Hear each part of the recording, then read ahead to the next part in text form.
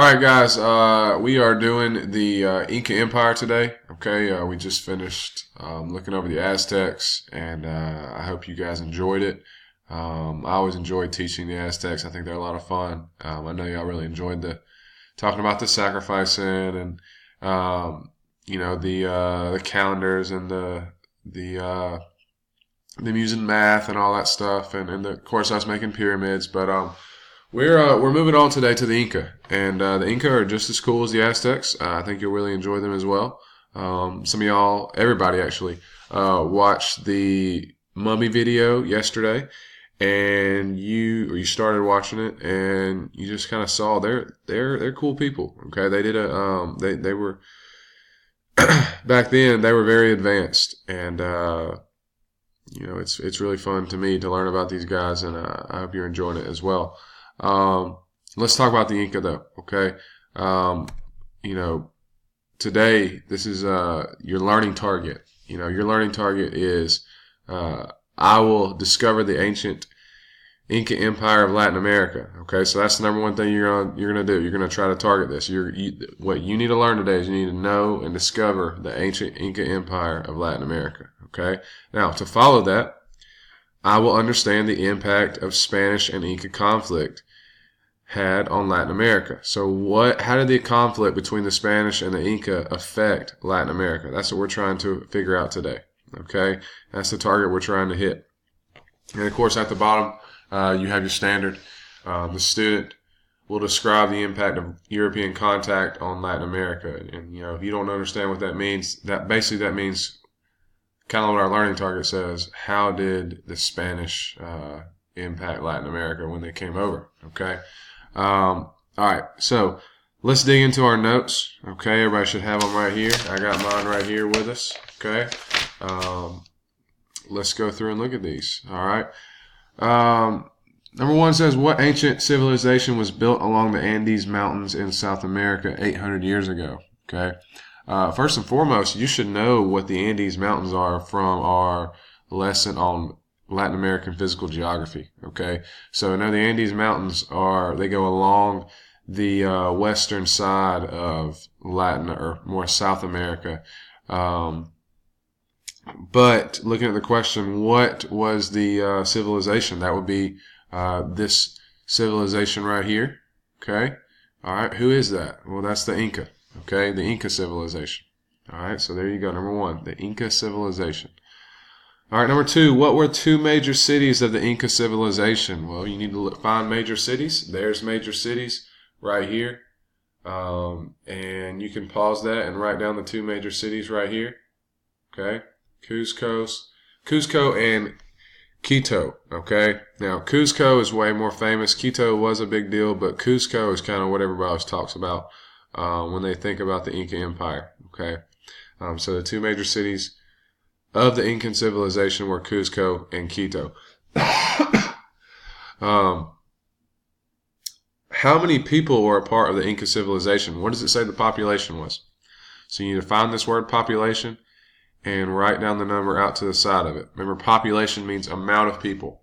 Okay? So how many people were a part of it? That would be this number right here. Okay? 12 million people.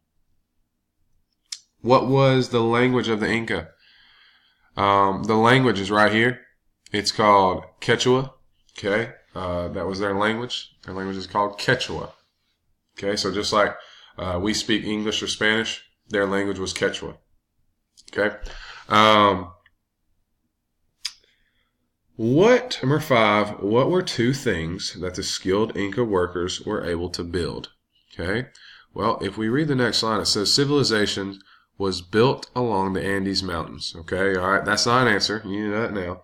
But if you look at the next one, it says skilled workers that built roads and irrigation systems. So, what is the answer to number five? What are two things that skilled Inca workers were able to build? They built roads and irrigation systems. Now, the fact that they built roads is amazing because you got to understand, this is a long time ago. This is the 1200s and 1500s, and they didn't have anything like that back then. So the fact they built roads to travel upon is pretty great. Okay, that's a very interesting fact.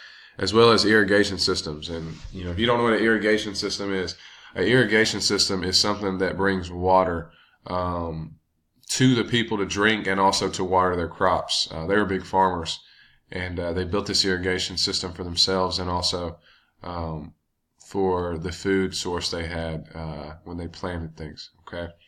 All right. So to answer the next question, number 6, about how many miles did the Inca civilization stretch across during the height of its power? Well, we need to look at the next slide. Okay, real quick before we answer number 6, let's look at this Inca roads. Okay, they built all these by hand. Okay, all right. You see how they stacked up these rocks. Now, if you can, hopefully you're gonna be able to watch a video today after the notes that are gonna show you how they built these and just kind of what it looked like, how they put the rocks perfectly together. It's really interesting to me to see this. But they built these roads. Okay. Also these long bridges, okay, you can see the roads going like that as well, okay. But again, look right here, you can see this in this picture, just how perfectly the rocks sit on each other and how they had to cut those to do that. You guys understand that you can't just cut rocks with some scissors, okay. They have to have some pretty precise instruments to cut the rocks like that, okay. So there's the roads. Okay, now you have a visual of that. All right, now this one right here, let's see how far, okay, it stretched. Okay, all right, so it went from here to here. Okay, all right, so how far was that? Okay, about how many miles did the Inca civilization stretch during the height of its power? Well, to do that, you have to use this little instrument right here. Okay. You got to put this, you got to measure that out and measure it on the screen. Okay. All right. Now, I don't have a ruler with me right now, but I will give you this answer tomorrow on the board. Okay. I'll put this on the board so you'll know this. Okay. Just remind me if I don't write it down, just raise your hand right now and say, Mr. Chapman, you told me you'd give me this answer. Okay. So, another thing about this little picture right here is you can just see how far it stretched, okay? It's just a huge empire, much bigger than the Aztecs. And if you're wondering, no, the Aztecs and the Inca never really had any contact with each other. They're a long ways away from each other, okay? Let's see. Number 7, what did the Inca use for record keeping, okay? If you read the PowerPoint, it says Inca used a quipu to keep records instead of having a written language. So they didn't write anything down. What they do is, it says it right here, quipus use color strings and knots to represent people or items. So basically what they would do is they would tie knots and strings, and that would represent different things for them to keep records of. All right, so quipu is what they use for record keeping. And actually on this next slide, you'll see some examples of quipu, okay? All right, see how they tied the knots for different to keep different records. All right, so they didn't write anything down really when they kept records. They would do it this way. Okay, and you see an example here and an example here. There's way more over here than there is on this side. Okay. Number 8, who is the conquistador of the Inca? Okay, first off, before we answer that question, you have to know what a conquistador is. Remember, conquistador was like the meaning of conqueror. Okay, that's what they called the Spanish explorers who came over.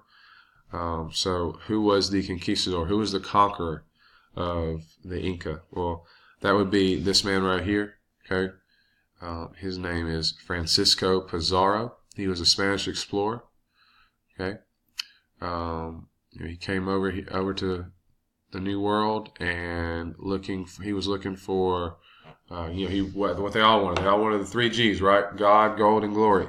Okay, and he was more after gold than anything. Okay, and you're going to find out later in the story what's going to happen with him and gold. It's really pretty interesting stuff. But number 8, who was the conquistador of the Inca? That would be Francisco Pizarro.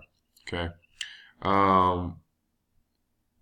It says he had heard about the civilization located on the Andes, and then he landed on South America's Pacific shore with a small group of men and horses. Okay, remember, horses are a big deal back then because they had never seen them before.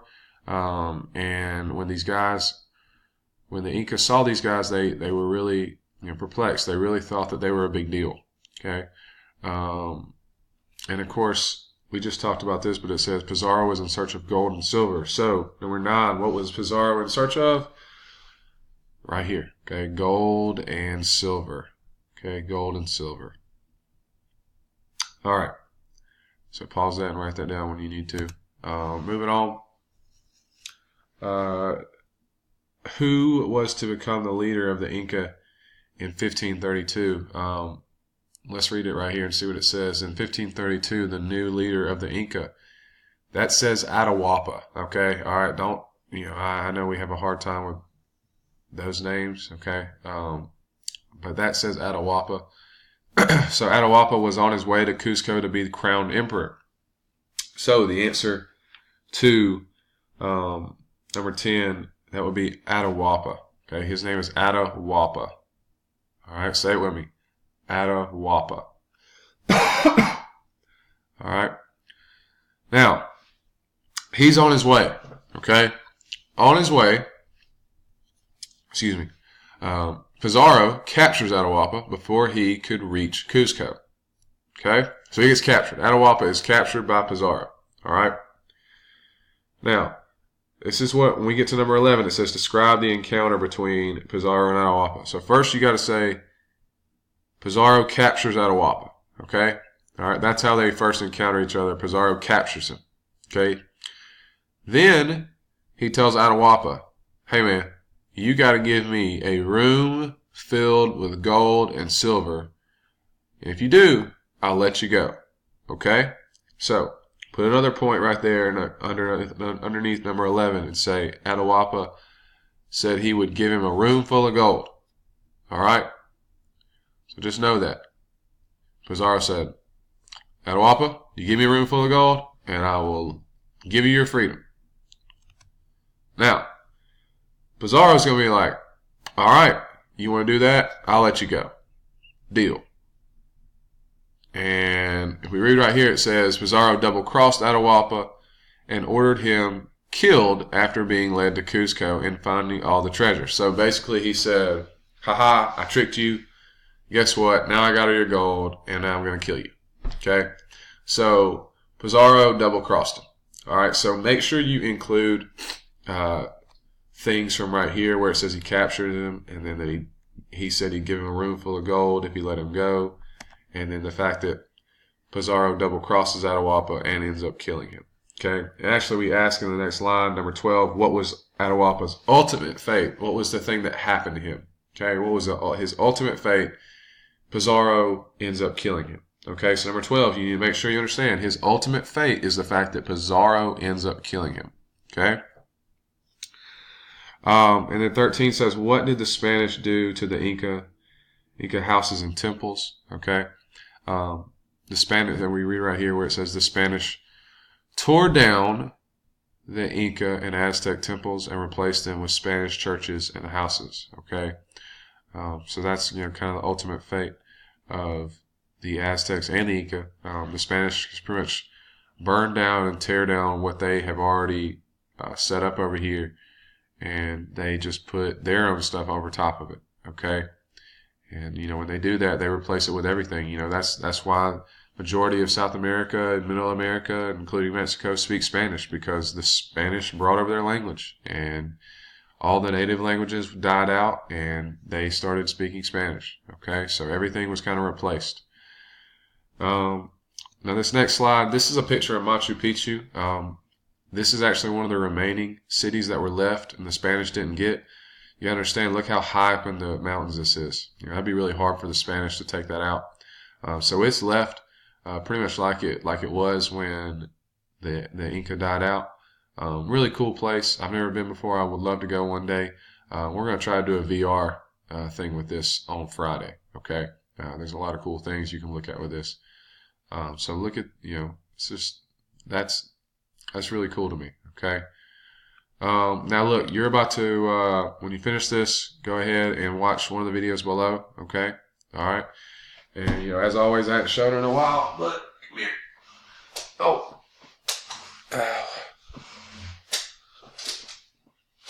Oh. there's Atlas. All right.